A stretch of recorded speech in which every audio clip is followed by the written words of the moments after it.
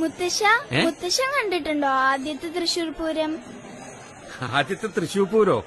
അതൊക്കെ കൊറേ കൊല്ലം മുമ്പല്ലേ മോളെ. ഒരു 1796-98 സമയം. അന്ന് തൃശൂരിൽ നിന്നും കുറെ ദേശങ്ങൾ ആറാട്ടുപുഴ പൂരത്തിന് പങ്കെടുക്കാൻ പുറപ്പെട്ടു. പക്ഷേ ആരും ഒട്ടും പ്രതീക്ഷിക്കാത്ത നേരത്ത് ഒരു ഭയങ്കര മഴ.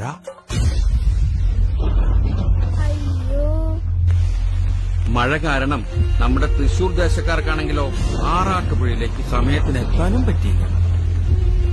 അതുകൊണ്ട് അന്നത്തെ ആറാട്ടുപുഴ നാടുവാഴികള് തൃശൂർ ദേശങ്ങളെ പൂരത്തുനിന്ന് അങ്ങോട്ട് വിലക്കി.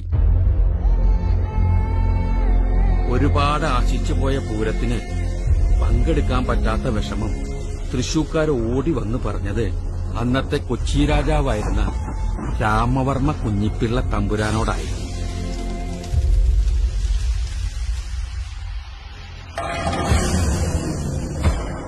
ഈ രാമവർമ്മ തമ്പുരാനെ വേറൊരു പേരുകൂടിയുണ്ട്, ശക്തൻ തമ്പുരാൻ.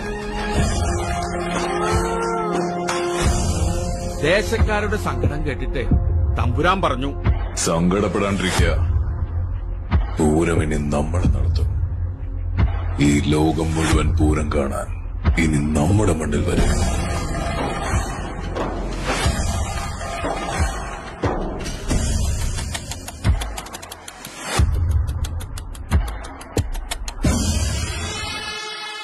ആറാട്ടുപുഴ പൂരവും തൃശൂർ പൂരവുമെല്ലാം നമ്മൾ ഒരുപോലെ ആഘോഷിക്കുമെങ്കിലും അന്നത്തെ നാടുവാഴികളുടെ ധാർഷ്ട്യത്തിന് മുന്നിൽ തോറ്റുകൊടുക്കാതെ മാറ്റി നിർത്തപ്പെട്ടവർക്കും തിരിച്ചുവരവുണ്ടെന്ന് തെളിയിച്ച ഒരു ജനതയുടെ കഥയാണ് തൃശൂർ പൂരത്തിന്റെ ചരിത്രം.